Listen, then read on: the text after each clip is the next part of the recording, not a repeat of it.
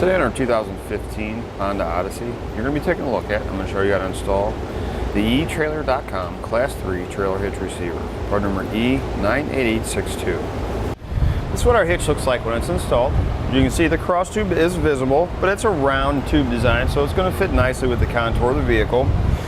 The end of the receiver tube is nice and tucked in under the edge of the bumper fascia, so we're not going to have to worry about hitting our legs or our shins on it when we're loading and unloading the vehicle.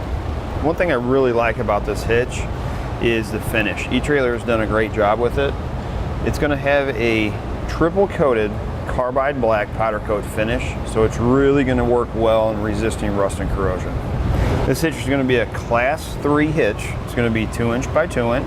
Hitch pin hole is going to be 5/8 inch in diameter. It's going to take a standard 5/8 inch hitch pin, which does not come with our hitch, but you can find one on our website using part number PC3. You can see it's going to have plate style safety chain loops. It's welded to the bottom of the receiver tube and to the bottom of the cross tube. You can see the holes are nice size and diameter. It's going to give you plenty of room for different size hooks. Now, as far as the weight capacity goes with this hitch, you're going to have a 350-pound max tongue weight, which is a downward pressure on the inside of the receiver tube. You're going to have a 3,500-pound max trailer weight, which is a trailer plus anything that's loaded on it. You can use weight distribution with this hitch. Tongue weight's going to go up to 500 pounds. Trailer weight's going to go up to 5,000 pounds. I always recommend checking the owner's manual of the Odyssey to make sure the vehicle can withstand that amount of weight.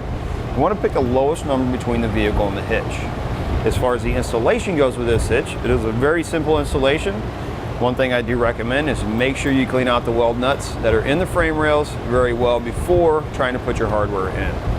Now let's give you a few measurements to help you when deciding on any hitch mount accessories you may need, such as a bike rack, ball mount, or cargo carrier.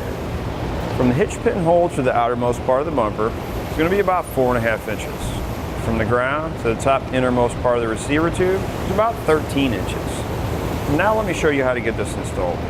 First thing we need to do is start our installation. We're going to remove this panel that's on our driver's side behind the rear tire. We're going to have 3 push pin fasteners that we need to remove. Take a flathead screwdriver or plastic trim panel tool.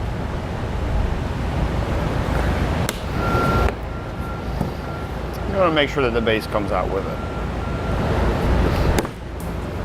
We're going to take a 10mm socket and we're going to have 1 bolt we need to remove.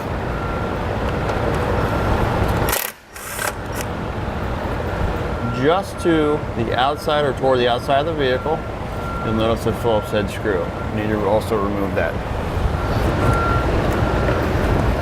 Once you get everything loose, we'll go ahead and remove our trim panel piece. Next thing we want to do is we need to, on our driver's side here, we're going to have 2 weld nuts we're going to be using. One of the holes we're going to be putting a bolt in. What we need to do is we need to clean our weld nuts out. Even though this was covered, I'm going to go ahead and clean these out anyway. And you want to do this on both sides. This side, again, was covered, so it's probably not going to have too much in it. I'm going to clean them out anyway. I'm going to show you a trick on cleaning out the other side. Now, use a nylon tube brush and some cleaner, and most of the time that will work enough to get them clean, but sometimes the tube brush is not stiff enough to get all the stuff out of the inside. For instance, on the passenger side of the vehicle, those are not covered, so there's quite a bit of stuff inside those threads.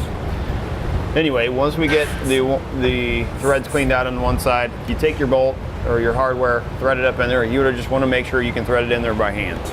On our passenger side, you can see how much stuff is up inside of those. So what I'm going to do is I'm going to spray them just like I did the other side. I take my tube brush, try and get out as much as I can here. For somebody who doesn't do this kind of work all the time, and may not have a tap and die set, you can actually make your own tap to clean out your holes. You just want to make sure that the bolt is the same bolt, or same size bolt, and same thread count. So what you're going to do with the bolt is you're going to cut a couple of grooves in it. You can use a Dremel tool with a blade, cutting blade on it. And then we'll take this and we'll thread it up inside we'll clean our threads. You may have to run it up and down in there a couple of times to get it all cleaned out.